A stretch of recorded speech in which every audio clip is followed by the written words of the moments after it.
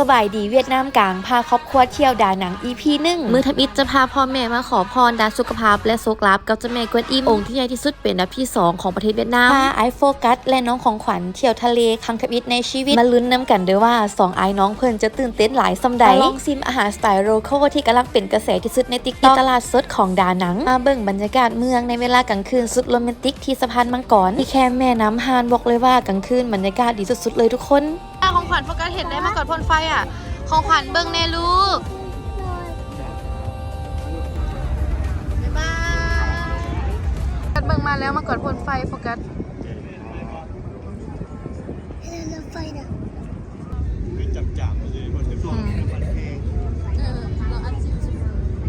มื้อแรกเขาพักกันที่ยุงแฮมเหมืองแข่งนะทุกคนเป็นโรงแรมแคมป์ทะเลเลย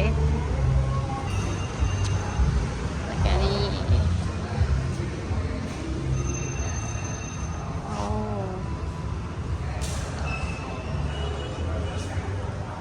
คนละแจ๋เลย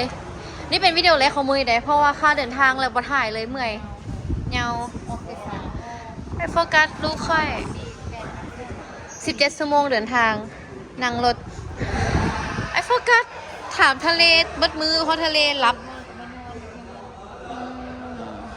ของขวัญดีใจบอหัวยุงหัวหย่องขนาดเลยมือเสาจึงในทะเลเนาะ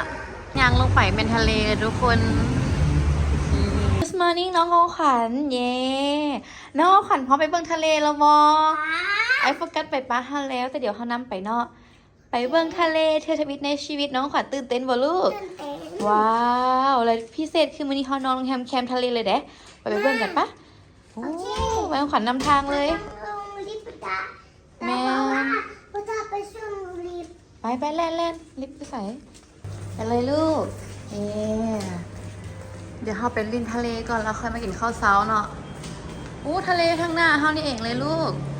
นี่เฮาพักที่โรงแรมเหมืองแข้งโรงแรม5 ดาวเลย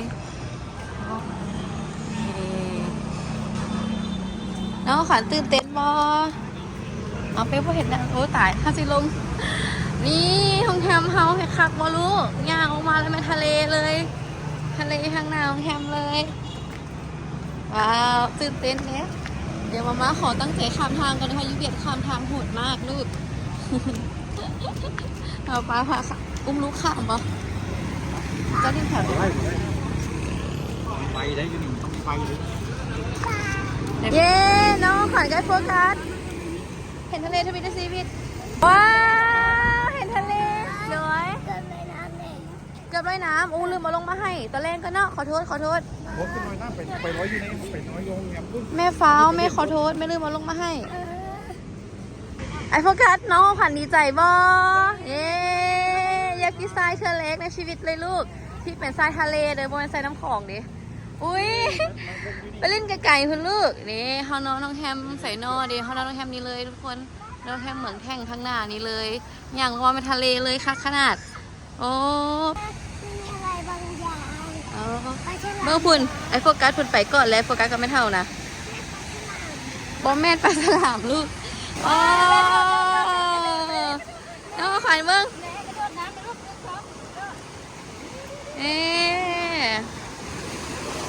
โอ้คักแท้ลูกทะเลเธอมีในชีวิตของน้องขวัญไกลโฟกัสโอ้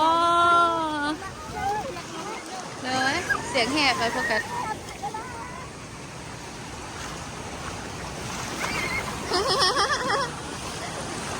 ว้า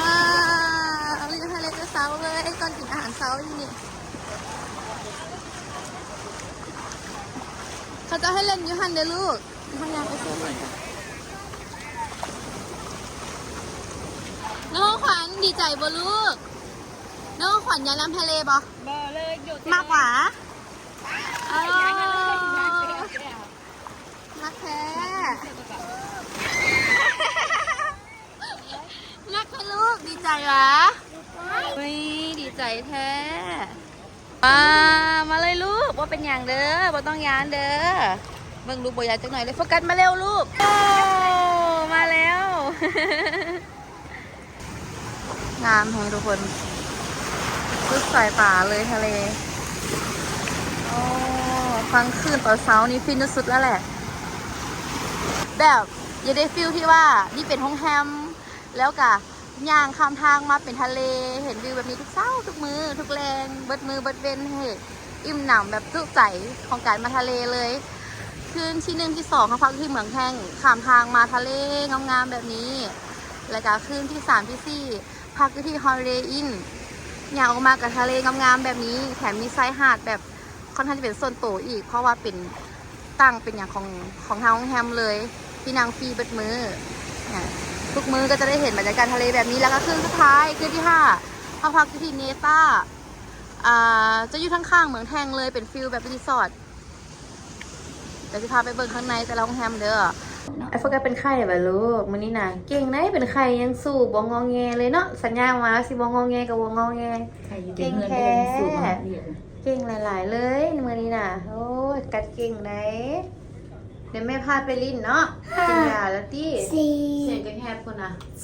3ท่าน2มันให้ปีนเข้ากันเนาะ Enter โอเคอ๋อหอดละเดี๋ยวดีนั่งทำมาอยู่เดี๋ยวดีลูกอ้าวมันมีคนเช็คเข้าไปกินเลยมันมีคนเช็คกันแล้ววะเขามาเขาดินน้ำทะเลก่อนนี่เขาก็เลยลงมาสวย ดินน้ำทะเลก่อนโฟกัสย่างเองมีแบบว้าวมีเบเกอรี่แบบจะเต็มขนาดโฟกัสทำอาหารกว้างขนาดเลยเบเกอรี่หลายแท้ตายเธอว่าที่โรงแรมเหรอเบิ่งแต่งตัวมากินข้าวเช้าแต่ว่าเบิ่งโรงแรมมานะพามานอน5 ดาวแต่ว่าแบบแต่งตัวเหมือนแบบแล้วก็มีข้าวเปียกทำสุดในโรงแรมอันนี้ก็อาหารจานฮ้อนต่างๆนานา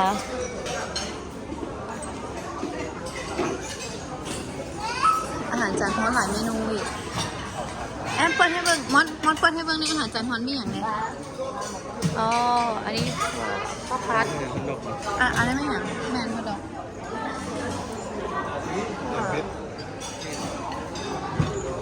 กินข้าวเจ้าข้าวผัดอีกแล้วอ่ะ2,000มาพามานอนแฮมค่ะดาวกินอะไรดีให้มันคุ้มค่าแฮมกินข้าวเจ้ากับข้าวผัดมากไหมอ่ะมีแบบเมนูเฮ็ดสดอยู่หันเดี๋ยวพาไปเบิ่งเดี๋ยวทุกคนเบิ่งนี้ก่อนมีโยเกิร์ตน้ำชิมเรียวอันนี้อุ้ยโซนชีสฉันมากินชีสแต่ว่าปลาดิบโบซูคาเฟ่ยนเนาะคือจะให้ปลาดิบอะสลัดปลา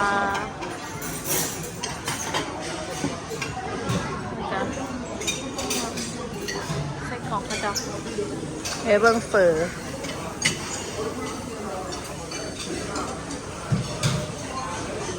ว่าเขาจะเติมอาหารฮะเปลี่ยนแล้วก็เฟออ๋อนี่ก็ไข่เมนูไข่อ๋ออันนี้อาหารพื้นบ้านเวียดนาม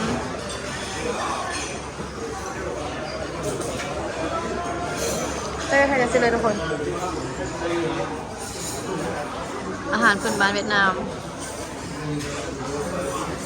ลองชิมอันนี้เป็นเดี๋ยวไปตักเมนูน้ำ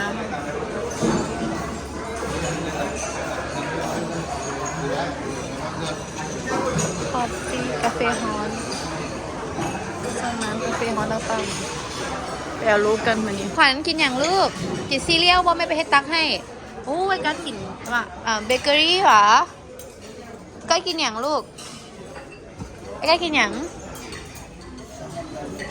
เบกตอนนี้กำลังกินกันเต็มที่ให้ทุกคนเก็บพลังไปวัดหลินอึงไปเที่ยว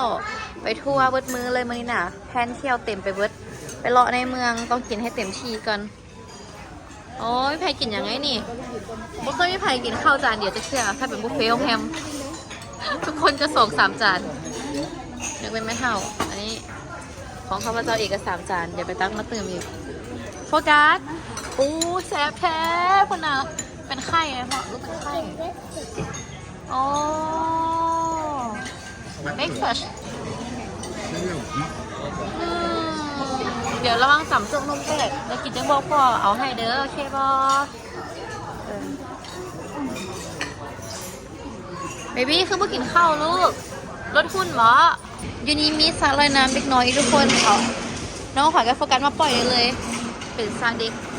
0.8 เมตรโอ้แล้วก็เบิ่งสั้น6เลยสั้น6เลยหมุนไข่หกทะเล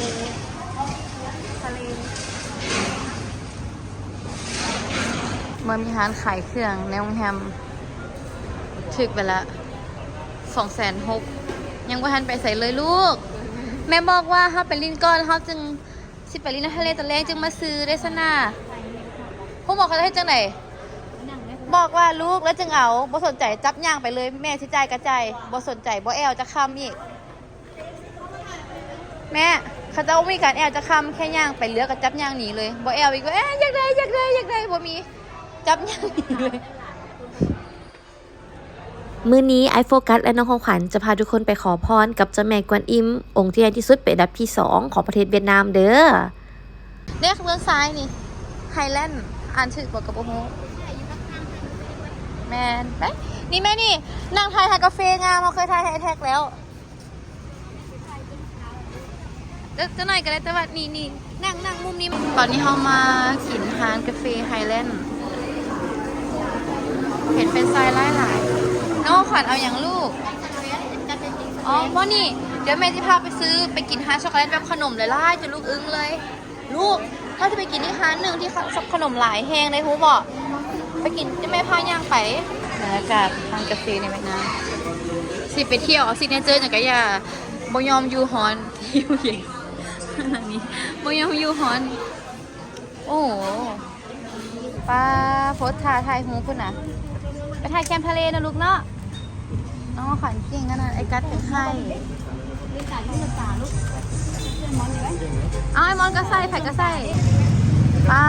ไปเที่ยวกันลูกตอนนี้สีน้ำทะเลงามระไดไปอุ้ยแม่เห็นน้องเขาจะขี่บอลลูนน่ะเห็นบอลโฟกัสตอนนี้น้ำสีน้ำทะเลงามแล้วแดดส่องแล้วเนี่ยอยู่ในบอลลูนพอเห็นหมาไปลูกค่ะไปเบิ่งเจ้าแม่กวนอิมองค์ที่ใหญ่ที่สุดของประเทศเวียดนามเด้อไปเลย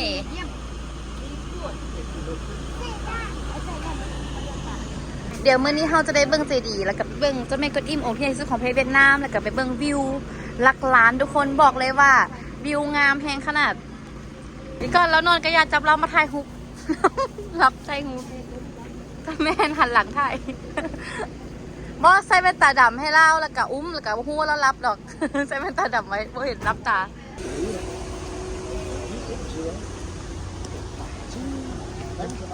ลมลื่นดีบ่นี่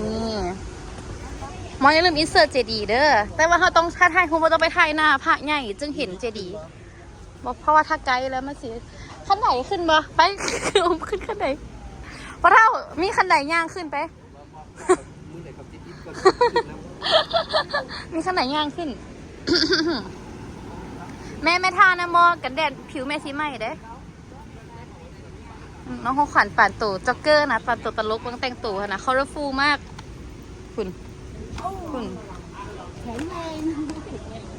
โอ้บรรยากาศดีแฮงเจดีฮุบปันแต่ละฮุบน่ะบ่คือกัดจักอันเลยไหมเด้อเดี๋ยวเข้าไปในเดินลานกว้างนะแห้งเป็นฮุบปันแบบหลายเทปร่วมโตกันเจดีทุกคนจักสันบ่ฮู้เลยดาลองนับเบิ่งเจดีจักสันดาเดี๋ยวจะพาไปเบิ่งวิวทะเลบ่อนนั้นคือวิวงามแห้งๆเลยทุกคนนี่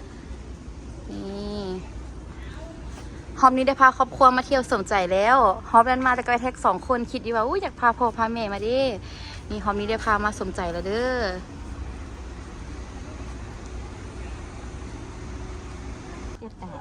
มุมนี้ก็ถ่ายฮุกงามได้ที่เนาะนี่คันตกแรงนะป้าคือแบบ โรแมนติกเนาะ งามแห้งเลยนะพอตัวนี้แดดมันแจ้งพวกแล้วมันฟ้ามันไอ้น้ำมันขึ้นนะแม่งามสุดสายตาเลยพุ่นนะใช่ให้แม่เนี่ยไอ้โฟกัสรับไอ้โฟกัสบ่สบายลูกแต่แม่ก็สิบืนเอามาลิ้นบ่ได้ลูก ให้พ่อมาถ่ายนำหมอสีห้องไอแท็กเบิ่งไอโฟกัสท่าขวัญพุ่น เอานมกินนมใส่เตาบ่อายเลยพุ่นนะของขวัญบ่เขินบ่เนาะดูดนมเบิ่งพุ่น ไปรีใส่กระดูดแต่เต้านมพุ่นน่ะถ่ายให้หมูยุงเฮียนเบิ่งกันโอ้ยอายไปดิไปยูใส่ก็บ่สนใจเว้ยแต่ว่าหมูยุงเฮียนนี่อายบังตาไว้โอ้สองไอ้น้องถ่ายหูเก่งแท้โอเคมา เก่งไว้อายหมู นี่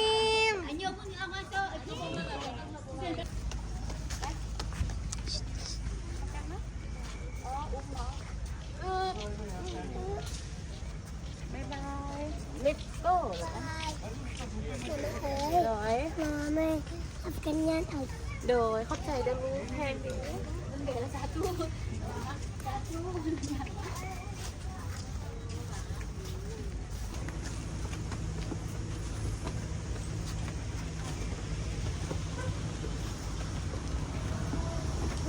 กระป๋องพวกเธอนะยาวสึกเลยน่ะรักดิดเลยเนี่ยเมื่อของเงยนี่รักดิดเลยโฟกัสสู้แทลูกไม่กลัวน้ำ แม่นเป็นไข่กันยังสู้เนาะเก่งหลายอู้ไม่อย่างนั้นลูกป้าเขาไปบังคุกปันโอ้ถูกพาลูกมาถูกกว่างอ่ะไปอ๋อพระเจ้าข้างหลังโอเคสู้ๆไหมเท่าขึ้นไปอีกแม่ เพราะว่ามันเป็นบอนอันนั้นสั้นบอนสั้นสู้คนบางคนจับเตานมย่างดูดบ่ายคนเลยใหญ่แหละก็ได้เบิ่งน้องล้มมันนะพ่อเท่าคนละเมืองดีแล้วพ่อเท่าแม่ไปเลยนี้ทางย่างไปหาหูปั้นของเจ้าแม่กวนอิมเลยทุกคนวัยรุ่นย่างแล้วทั้งท่าย่างแล้วก็นั่งท่าไปเสร็จต่อไปหาเจ้าแม่กวนอิมลูกร้านกว้างเย็นสบายขอให้เศร้าไข่เด้อสาธุขอให้โฟกัสกับน้องขวัญสุขภาพแข็งแรงบ่มีภัยใครเจ็บเดินทางปลอดภัยกับประเทศลาวกับนี่แต่แบบปลอดภัยเนื้อของขวัญนี่ใหญ่มากอุ้มไม่เท่าเลยลูกเด้อโตบักง่ายๆแอบจะให้ไม่เท่าอุ้มเพื่อนนะยิ้มอีกไม่เท่าโตน้อยๆซ้ำกับอันนี้คือไม้ปิ้งลูกชิ้นเลยขวัญเป็นลูกชิ้นไม่เท่าเป็นไม้ปิ้งลูกชิ้น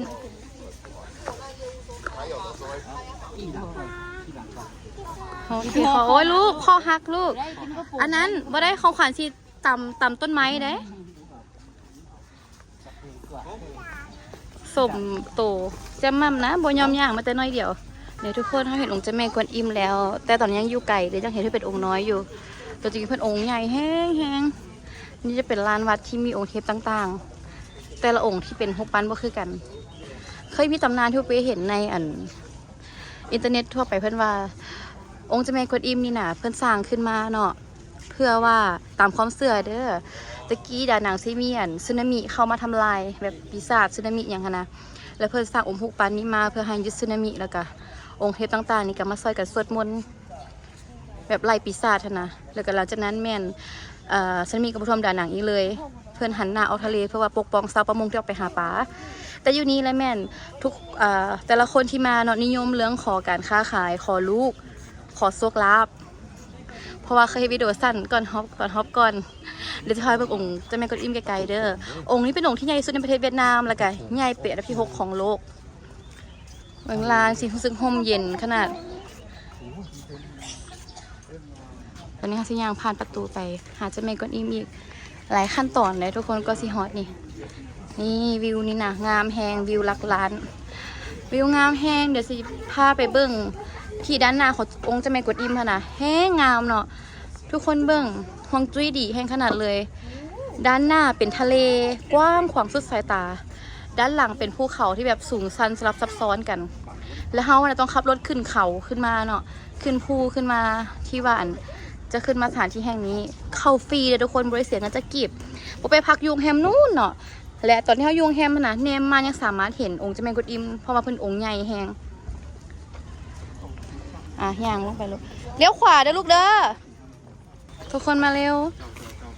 ไอ้นี่บอได้มาพักผ่อนนี่มาเปลี่ยนบอเฮ็ดเวียกไอ้ดีนะ ได้ป่าเอามีขาวสีแดงย้อมสี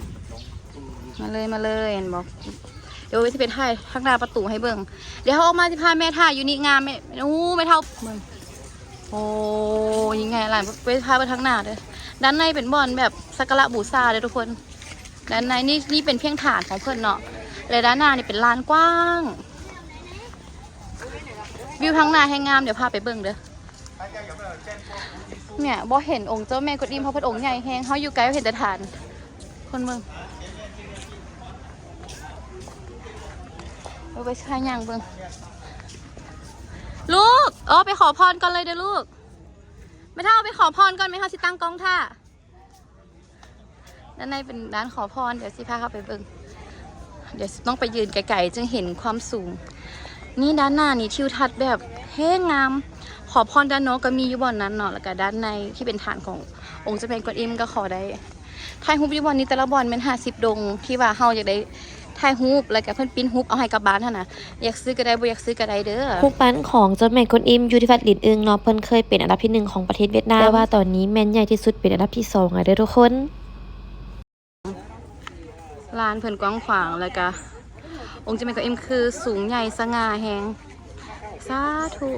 ขอให้คนในครอบครัวลูกสุขภาพแข็งแรงทุกคนเด้อขอให้ธุรกิจของแต่ละคนเจริญก้าวหน้าค้าขายร่ำรวยสาธุสาธุสาธุเดี๋ยวจะพาเบื้องด้านหน้าทะเลสุดสายตาด้านหน้าเป็นทะเลที่กว้างขวางสุดสายตางามแฮงด้านหลังจะเป็น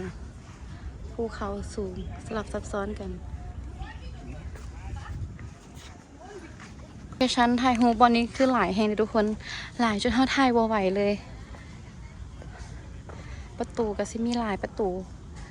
นี่เป็นประตูอีกประตูหนึ่งที่เขายังบ่ทันได้ย่างผ่านเทื่อเนาะแล้วก็สิมีมุมแบบถ่ายรูปเป็นสะพานอีหยังเดี๋ยวท่านยังมีแหงอยู่ไปสิพาย่างไปเบิ่งเด้อนี่ตอนนี้ทาแม่ไปขอพรมาเนาะแล้วเขาก็จะมาถ่ายรูปรวมครอบครัวอยู่นี่โอ้งามแฮงทุกคน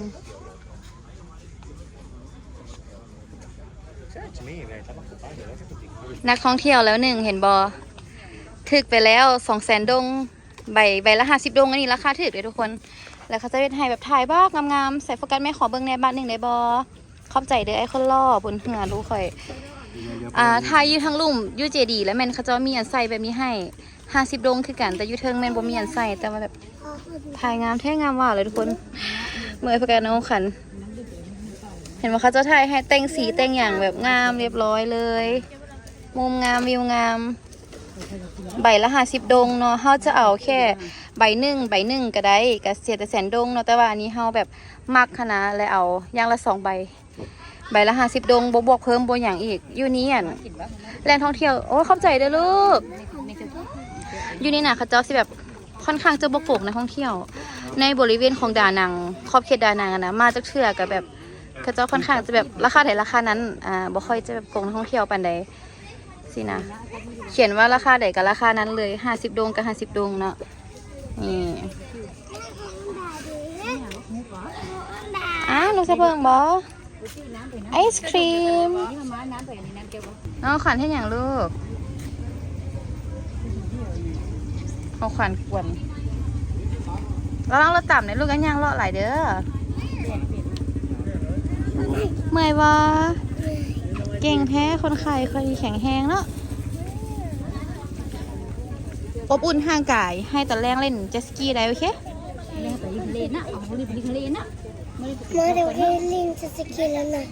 ได้ต้อง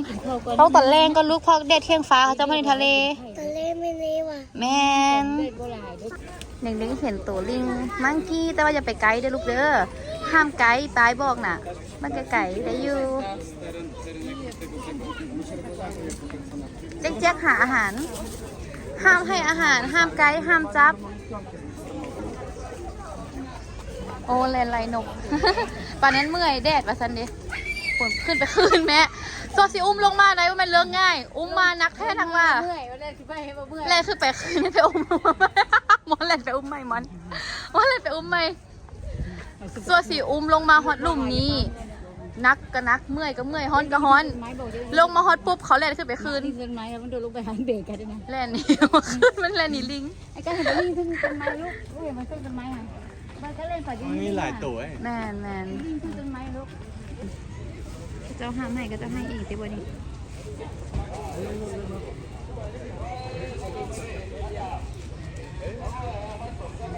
นั่งกิน เรือหลายแท้หลายว่า มันเป็นบ้านเลย โดยแม่เห็นแล้วลูกสองฟ้าทางเรือหลายแท้หลายว่า ตายขนาดนั้นแต่เจ้า น่าไปเราทำงานนั้น อ๋อเดี๋ยวแป๊บนึงนะเท่าเรือล้นเลยสมพอาหารทะเลหลายแหงยังบดสุดอีก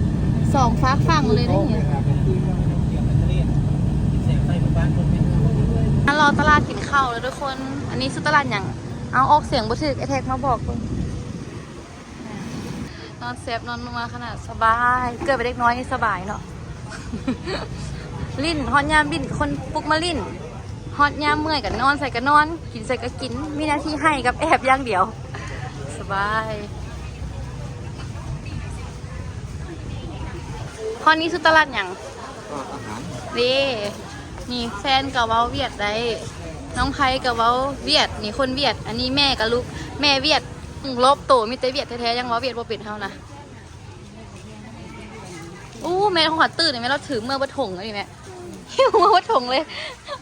หิวแบบบอกกล่าวอีกนะเราเฮ็ดน่ะจะได้อย่างจับย่างไปเลยเพราะแม่มันอยู่ใส่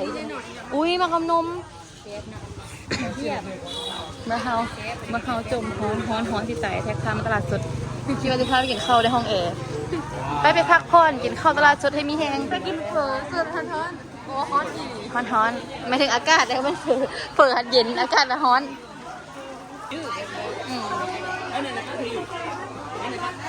โอ้ยอย่างน่ะแซ่บเลยซิมไม่แคบซิมก็ซื้อว่ะ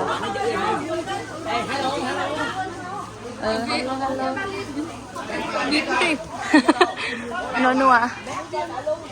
ที่ลาวมีปลาแดกแต่ว่าคันเมื่อเราแล้วกินเองแล้วโอเคอยู่ที่ไหนมันเขาว่างานสีมือโซสีมือเอ้าไปใส่เบิร์ดเมื่อเฮาคาเบิ่งเขาจะแจกของฟรีอยู่ฮัลโหลเขาก็ลง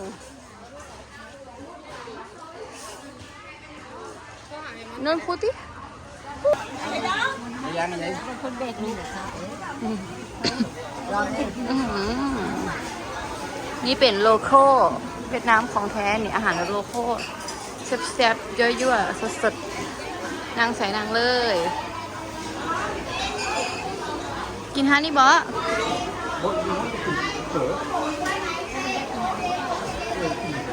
โอ้เป็นแล้วมีทุกทางเลย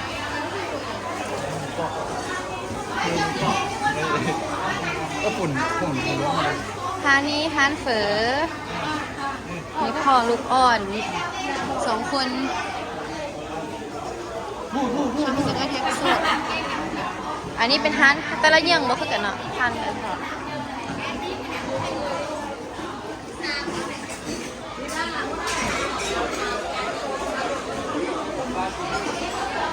โอ้มันหลอก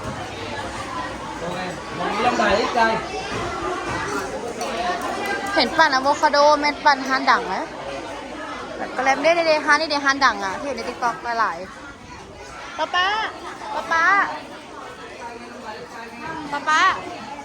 กระแลมอะโวคาโดฮานดังที่เห็นในติ๊กต็อกอะโวคาโด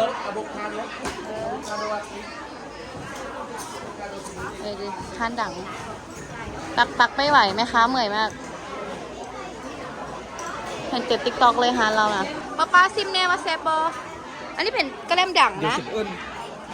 เกือบลูกชิ้นนะอร่อยแซ่บ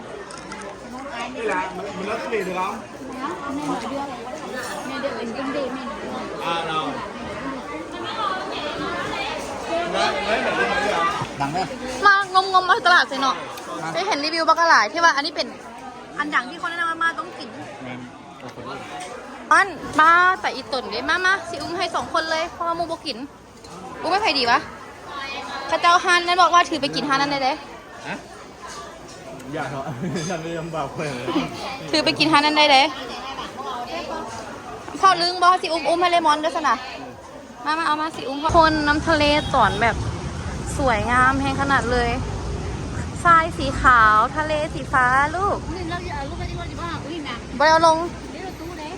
แม่นเดี๋ยวโทรหาให้ได้เดี๋ยวเราโค้งมาส่งให้ทุกคนงามแห่งขนาดเลย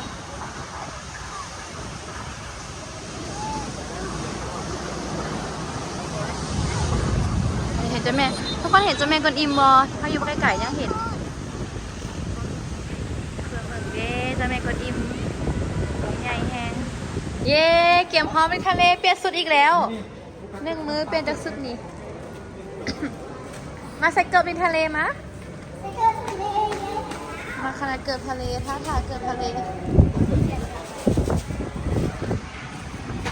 ใส่เกิบในทะเลโอ้ซื้อมาแต่นั้นเลยได้หาอย่าฟ้าวลูกโอ้ใส่เองเลยไปนั่งตั้งเก็บเกิบมาไปสิเป็นใส่ให้ยตั้งนะ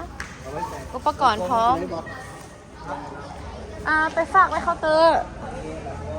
นั่งไม่ใส่ให้ใส่ได้บอโอ้บถึกเบื้องโฟกัสขวัญถึกแล้วตัวนี้เบื้องนี้ลูกทิกต้องลองใส่เองไงแล้วสเกิร์ตเป็นทะเลเนาะโอ้เก่งหลาย ของขวัญโตมนดึงส้นบ่ถึงนั่งลงเอาโอเคเฮียนเฮ็ดด้วยตัวเองป้าแข็งแรงบอป้าคนหล่อเนาะเวลายักไซนี่แล้วป้าแข็งแรงป้าคนหล่อพาแฟดไปเลยพนักลินของลินวะโอ้แท็กพระเท่าพาทุกคนคำท่าก่อนโอ้ my god เดี๋ยวฟ้าด้วยพ่อรถใหญ่อยู่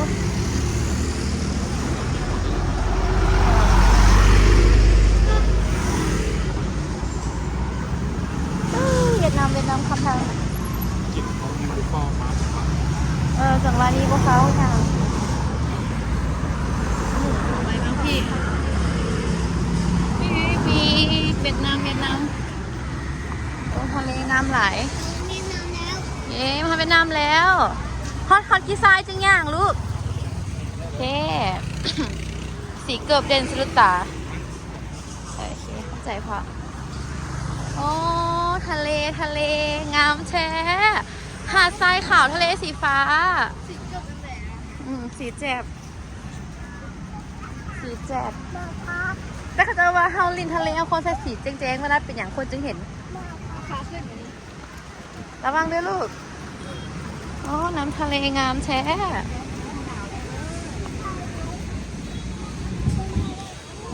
ช่องทางนาและเป็นทะเลเลยโอ้หาดทรายขาวแห้งขาวจั๊วเอ้ย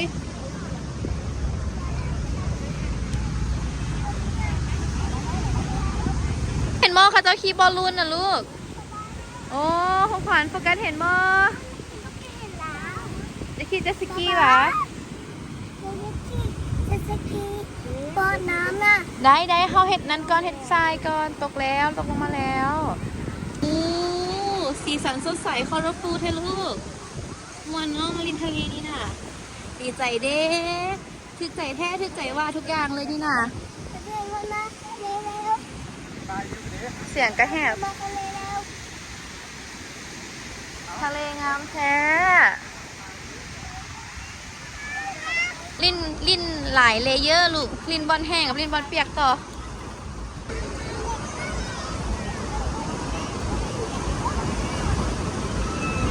แม่เราลงไปเอาน้ำแม่เบิ้ง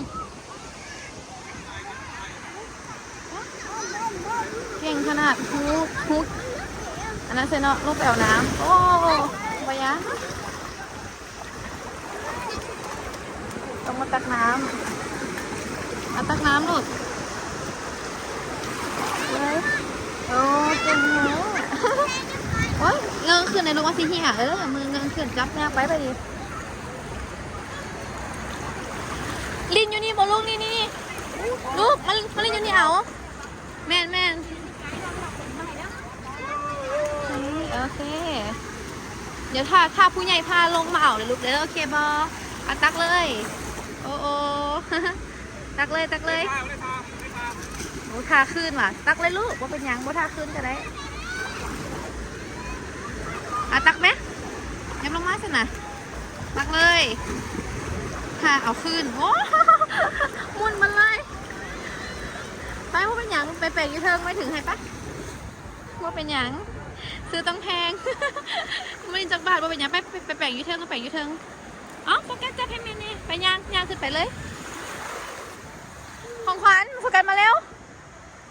อ๋อของขวัญ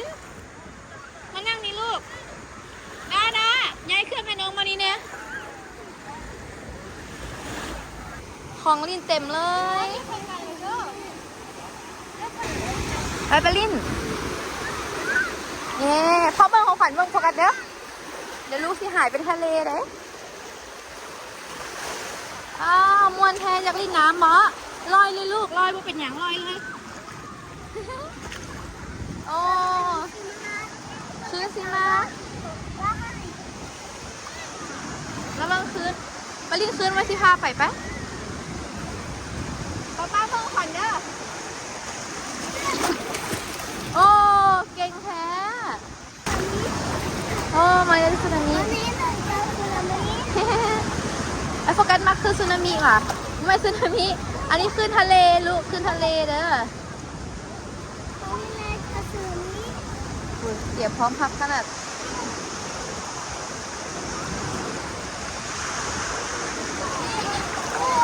โอ้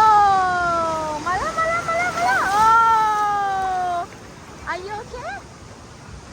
เลยลูก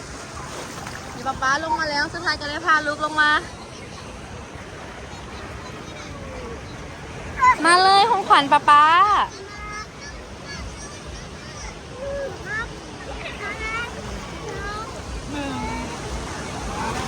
โอ้ ของขวัญแล้วมั่งน้ำเข้าปากเลยลูกคันทาขึ้นมาแล้วคุบปากไปเด้อโอเคบอ ปิ้นหลังเด้อก็มันมาว่าจะปิ้นหลัง ของขวัญโฟกัส เปลี่ยนแล้ว ทำเลยนะขับขึ้นมาแล้วคุบปากภาษาลับที่เข้าปากโอเคบอฟังขับขึ้นมาแล้วคุบปากภาษาลับที่เข้าปาก มึงคงก่อนอีกเด้อนี่ ขึ้น เว มา ลา แล้ว ทะเล คุบปาก มาพ่อดีหน่อยให้ปิ้นปิ้นหลังเลยบอกปิ้นหลังปิ้นหลังปิ้นหลังเนี่ย ก็เท่าไม่เท่าถ่ายฮูปเซลฟี่อยู่เอาแพนด้าคือบอลง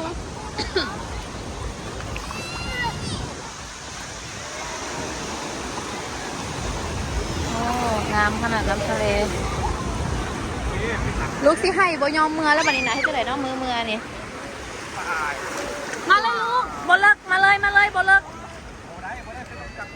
บอไปสีผินตันอยู่บอต้องยานพ่อบอต้องยานถ้าเราไหลมาไปสิคุบดอกมาเลยโอ้มวนแท้3 พ่อลึกเมืองทะเลกว้างใหญ่สุดสายตาเลยทุกคนน้องขวัญกับโฟกัสมากหลายเด้อริมน้ำทะเลนี่นะขึ้นมาแล้วลูกขึ้นมาแล้วว้าวโอ๊ยทำมาแหงอยู่ในนี่คุณน่ะ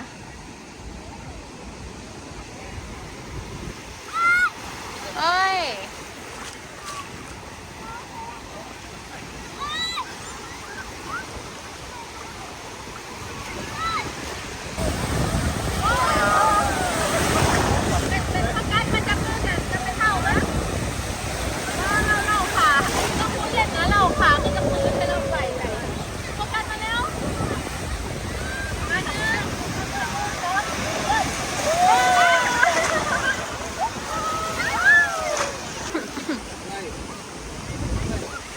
พระทองมารีนำแล้วเนี่ยปิ๋ว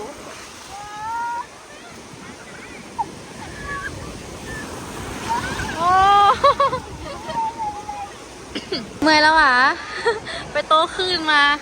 ออกไปกลางทะเลทุกคนม่วนขนาดแต่บ่อยาก เหนื่อยมีแหง มีแหงเนาะแต่เกิดประกาศจะโทรศัพท์ออกไปม่วนแท้คุณอาของขวัญ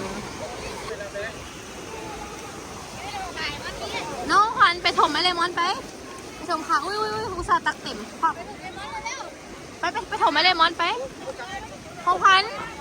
ญไปถอดขาถมไอเลมอนไปโอ้ยร้านมาแล้วคุณนะ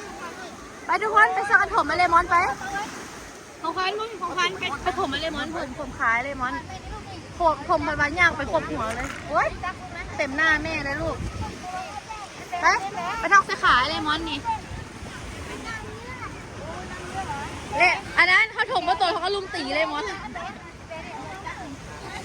ไปโฮสไผ่เด้นี่น่ะเอาทรายเปียกไปถมพอไปย่างของขวัญกำลังผสมปูนอยู่ให้เบิ่งนี่ผสมปูนลูกเยี่ยมเมื่อยนะอ๋อต่ำไปเบิดลูกมันจะถมกันเบิดไซหาดเลยก็จะถมกันไอ้รถนั้นทอกปัดเดี๋ยว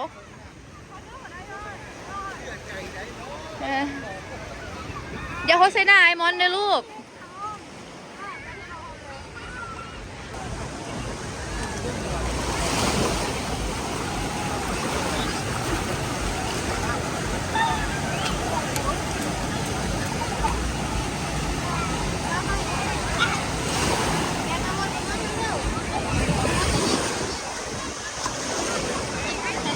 น้องขวัญ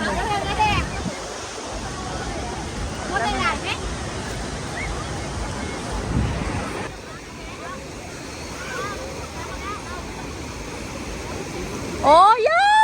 ค่อยๆซุกมาให้เอานั่นตักลูกมาแม่นบันนี่โอ้น่ากลัวโฟกัสใส่แขนวัดใจมากเลยมอนวัดใจมากซุกมาบนคันรถเลยคิดไม่เท่าแบบโอ้เป็นแผลคุณนะเดี๋ยวมันไหลบางนักยอยจังไหนลูกคุณน่ะป้าบางนักอีกน้อยหนึ่งก็พอน้องขวัญปลูกต้นไม้ป่ะลูกโอ้คิดถึงนอนที่ซื้อเกิบมาให้ลูกค่ะนะ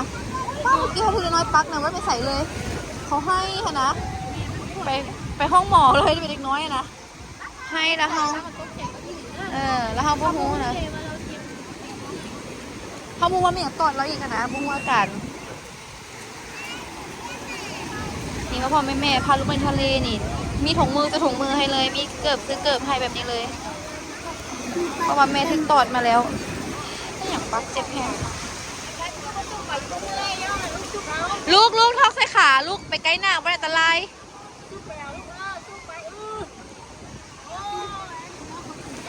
เอาเบิดเลยแห้งกันเด้อป้าไปยืนรัดระยะลูกไหลออกทะเล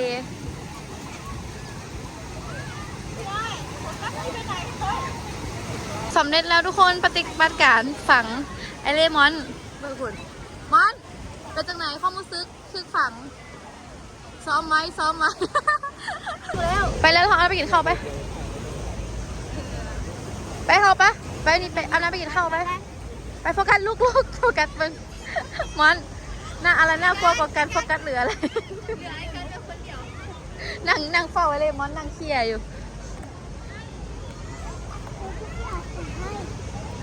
น่ากลัวมากป้าโฟกัสเข้าเลมอน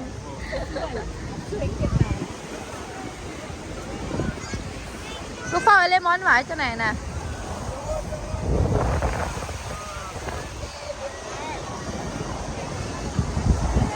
แค่ลูกคนน่ะป้ารับของเล่นไม่ยังลินอยู่ยังลินอยู่ไม่เท่าอ้าวมันออกมาจากไหนมันออกมาจากไหนโอ้ตอนแรงเขามาเลาะลินที่สะพานหัวใจกันเลยทุกคนเป็นจุดเช็คอินของดานังแล้วก็มีเมอร์ไลออนแม่นบอกที่ว่าอันสิงโตพ่นฟักพ่นน้ำเด้เอาเขาบอกยินดีก็ได้พ่นไฟน่ะยินดีก็เห็นเมื่อนี้มีพ่นไฟเด้ตอน9 โมงนะนี่เป็นสะพานหัวใจแพนด้าวิวงามหมดอ่ะอุ้ยของขวัญจะไปใกล้น้ำในลูกมาเมียนกันในลูกอยู่นี่น่ะอ๋อวิวงามมาก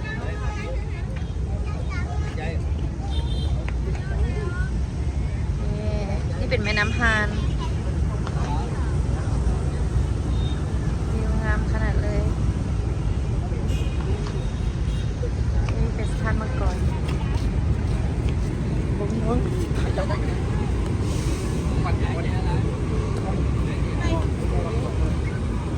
ขวัญป๊า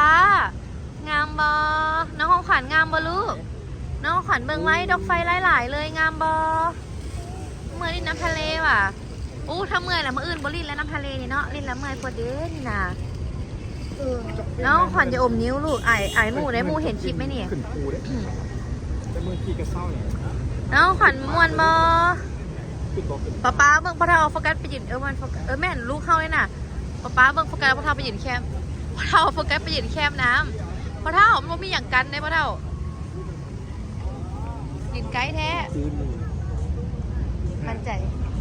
ตกกระเจ็บตกกระเจ็บงามเนาะป้าทาบานเขามีแบบ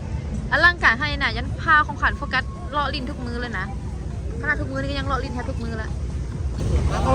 งามแพ้เมื่อยถามเราเท่าไหร่ โอ้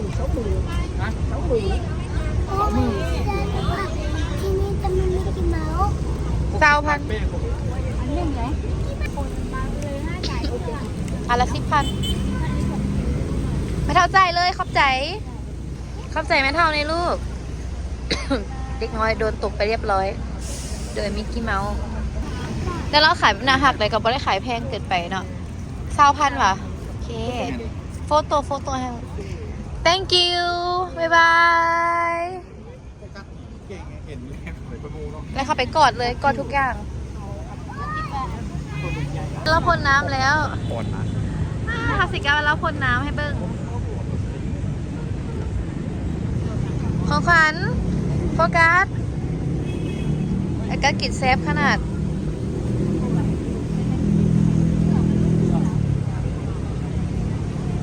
เขาบอกว่าก่อนเลยได้ไหม ถึงนี่หว่าลูก ลุกขึ้นเจ็บ จะเฮ็ดเอง เดี๋ยวให้ทอนเงินมาแล้วไอ้กัสป้อนใหม่เด้อโอเคแมนทุกอย่าง10,000ทุกอย่าง10ดงเอาเลขอย่างมานี่รหัสเนาะป้อนรหัส สูตรเพราะ โดยของขวัญอย่าเลข4บอกรหัสไปนี่ตกลงมาแล้วเดี๋ยวตอนนี้เป็นที่ของไอ้แม่จะได้ไอ้กันกดไอ้กันป้อนเด้อ 03เรา โอ้หูเล็กสวยเก่งเนาะมาเลยกัดเอามานี่เดี๋ยว เบรกกดไม้ด้วยเบรกกดไม้ มาที่กัดจบพอแล้วไม่เท่ามันนักโมเมนต์สาลีโมเมนต์น้ำสาลี ขอโทษเพราะว่าเดี๋ยวกินอาหารได้กินอยู่ น้ำส้มน้ำมาดิลูกเด็กกดดีเสร็จแล้ว เดี๋ยวน้ำปลาดิ เด็กทำเจอน้ำมานะโอเค เก่งหลาย อ้าว เราจะกดลิ้นซื่อ เด็กกันกดน้ำส้มเลยดีป่ะ ไหมนี่เก่งหลายเข้าใจแม่แน่ นี่ไหว วันนี้มีโฟโต้บูธโอ้เจ๋งดีเนาะจะโดนตบอีกหรือไม่อ๋อกล้องแจ้งไงแปลว่าได้ไฟล์บอเราจะมาถ่ายรูปกันเลยทุกคนพร้อมบอได้6ฮูปเลิกได้4ฮูปเขาก็เข้ารวม1แล้วก็แยก1 แดงไทยอ่ะ Four, three, two, one. โอเคเดี๋ยวแม่เขาเลยมาให้ Seven, six, ไปไปลงกับ four, three, two, one. 8, 7, 6, 5, 4, 3, 2, 1. มาหมอนทองมาเอาเดี๋ยว Six, five, พอวะพอเท่าวะ two, one. เอาอยู่ว่าเห็นหัวใจแล้วปะได้พอเท่าออกมาพอเท่าแปะออกมา Five, four, three, two, one. อ่ะมาที่พ่อแม่เราจะกินคลายหมอนทองเด้อ Seven, six, five, four, three, two, one. อ่ะหมอนทองให้แม่คนนี้เดียวแกอย่าไปช่วยออกอีก Seven, six, five, 4, 3, 2, 1. มาลงกันนะทุกคนลงกันนะโอเคไปเลย 7, 6, 5, 4,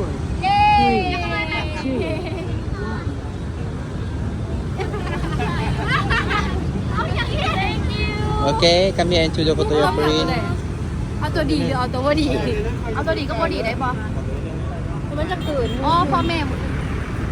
นะพอเอาไว้แม่ที่จะซีดี เออ เนาะ เอาแต่พ่อแม่ นี่ มาจากหุ้นไหนนะเอาหุ้น เข้าใจ ใจ บ่ หรือบ่หัวใจบ่หัวใจเอาน้ำกว่า เป็นหน้าพ่อแม่ เขาเนาะ เออ โอเค thank you so much Oke. Giây phút em gặp anh là em biết em si tình tình tình tình tăng tăng tình tăng tình tình tình tăng tăng tăng giây phút em gặp anh เดี๋ยวเขาจะ là ไปเลาะตลาดกรุงต่อเด้อทุกคนเด้อ อันนี้เป็นตลาดมืดอยู่ที่นาสะพานมาก่อนเนาะเป็นตลาดดังเลย ต้องได้เอามาเอาฟิลเลยทุกคนโปเป้เคยเฮ็ดคลิปลงเทื่อหนึ่งค่ะนะหลายๆคนก็คอมเมนต์ดีแต่ว่ามีบางกลุ่มเทวดามาว่าอ๋ออาหารอยู่นี่บ่สดเป็นอย่างค่ะนะเดี๋ยวสิบอกว่าบนที่เขาเอามาเอาฟิลมันมาเอาบรรยากาศเพราะเขามาท่องเที่ยวทุกคนเด้อเพราะว่าอยู่ด่านนางนะอาหารทะเลสดๆอยู่ในตู้อยู่ในอกซีมีหลายอาหารแห้งเนาะแต่บนนี้เขามาเอาบรรยากาศทุกคนเนาะเอาแบบประสบการณ์อัตชีวิตเด้อนี่พ่อค้าแม่ค้ามีหนาว่าภาษาไทยได้ภาษาอังกฤษได้ภาษาเกาหลีได้เก่งๆไปตลาดกรุงเลยลูกเด้อนี่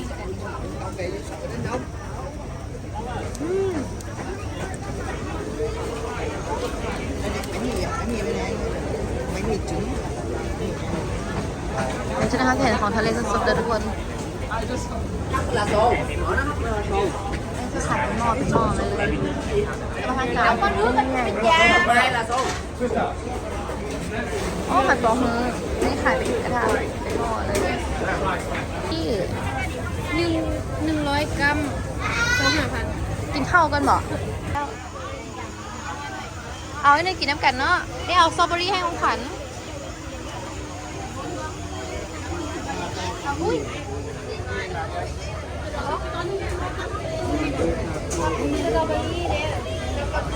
ยูจะจับโฟกัสอาหารห้ามจับลูก เอานี่บ่สั่ง เอาเนี่ยเอาขวัญนะก็ได้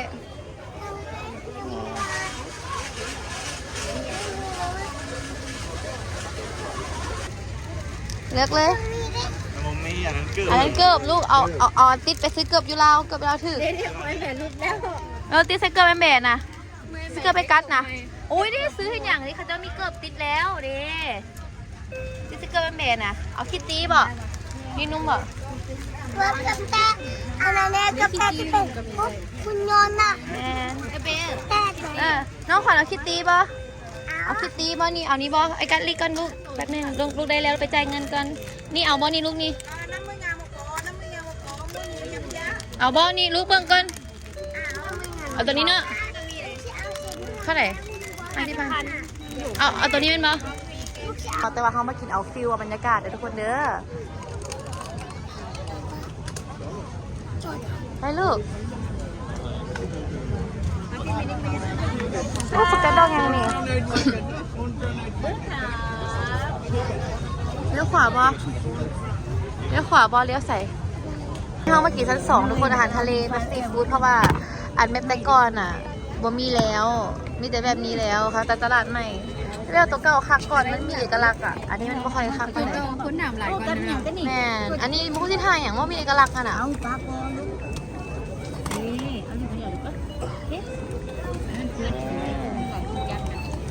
อันเก่าคักก่อนเลยเป็นวันนะเป็นมันแต่เขาจะเลี่ยนหลายๆติดราคาครบเขาอย่างเลือกเอานะแต่ว่าอันนี้แหละ โตจับใส่แม่น เขาต้องใส่ที่เขาเป็นหั่น ก็เขาจะเห็ดรวมมาให้แหละราคาปิดติดเลยเขาจะย่างกันแล้วแถมเอาบ่ยังเอาซอย แต่ว่าตอนนี้บ่มีตัวที่ขายแล้วก็บอกเอาเลยเนี่ยบ่มีป้ายติดแล้วได้หลายอยู่ได้กุ้งคนละโตแม่น โปรแกรมโปรแกรมโปรแกรม ล็อบสเตอร์บอได้ห้องท้องทานไหมทุกคน เป็นไฟมาแล้ว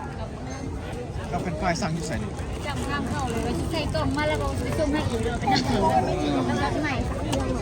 นี่เขาเจ้าบริการ ไอ้แต่ก็รักจริงเลย เขาเจ้าบริการดีด้วยหนึ่งเนี่ยเขาจะขายเขาจะพูดไปทีว่า น้ำหมดเลย ของหมู่ห้าเสร็จ เก่งเนาะมูเสย แล้วน้ำก้นแม่อันนี้แม่ต่างหากอ่ะแม่เท่าไหร่ใบอันนี้มันสั่งอยู่เนาะเด็กญาติเมื่อวานนี้แล้วให้หาดิมันพอเท่า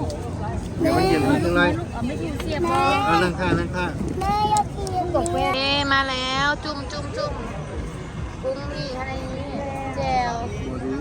ซาชามิอย่างไรอย่างนี้แล้ว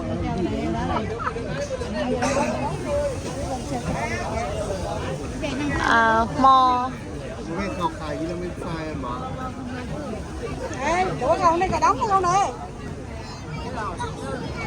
หมอไฟทุกคนเขาท้องไหนมีแหง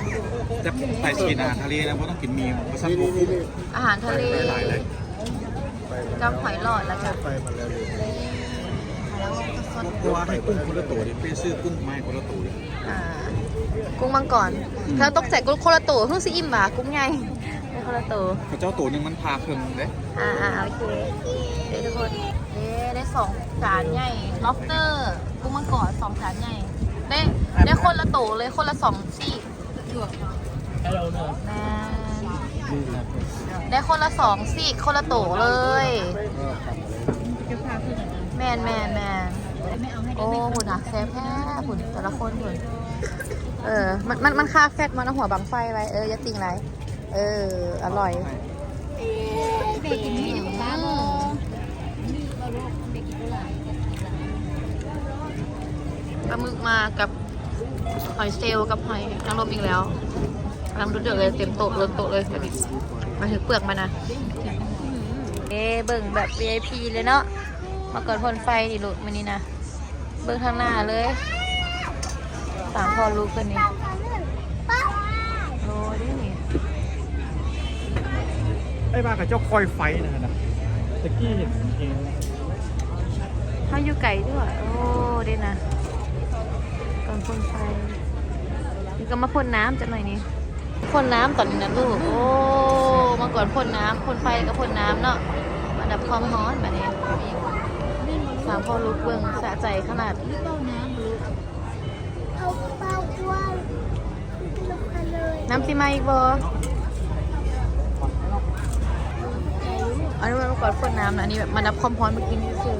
เมื่อกี้พ่นไฟเอาน้ำฮอตลวกมาแล้ว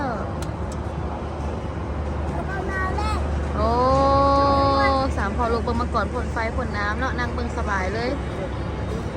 โอ้เดี๋ยวไปยืนแถวนั้นเปียกเลยยืนแถวนั้นน่ะผูบักกันหลายเลยน้ำผูโอ้เปียกเบิดยืนแถวนั้นน่ะ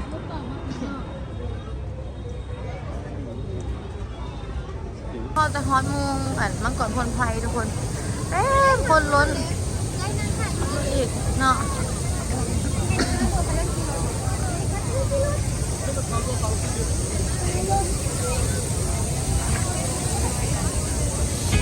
เที่ยวด่าหนัง EP 1 พาครอบครัวไปขอพรกับเจ้าแม่กวนอิม องค์เทียนที่สุดเป็นอันดับที่ 2 ของประเทศเวียดนาม EP 2 พาครอบครัวไปเที่ยวเมืองฝรั่งเศสบานาฮิลที่มีแต่กิจกรรมม่วนๆให้เฮ็ดเบียร์สุดหลากหลายรสชาติกันอีกเบิ่งการแสดงโซ่หลากหลายรายการและรีสอร์ทสนุกทั้ง outdoor และ indoor เบิดมือเลย เที่ยวด่าหนัง EP 3 พาครอบครัวไปเลาะชมเมืองเก่าฮอยอันเมืองเก่าที่มีมนต์เสน่ห์ความงามแบบสุดๆยังเลาะแล้วเมื่อยแบบสุดๆน้ำอีกโดยเฉพาะไอโฟกัสอนุพขวัญคือบ่ยอมย่างเลย EP 4 พาทุกคนไปกินบุฟเฟ่อาหารทะเลแบบสดๆอยู่แคมป์ทะเลที่มีหลายกว่า200เมนูมีเซฟเกือบ20คนยืนให้กินได้แบบสดๆจับจากตู้ใหม่ๆว่าเกินคุ้มให้ขนาดกับมาลาวยังคิดฮอตอยู่เลยทุกคนแถมยังราคาถูกน้ำอีก ปิดท้ายด้วยการพาลูกไปหาสัตว์ทะเลตอนกลางคืนบอกเลยว่าเห็นหลายตัวเลย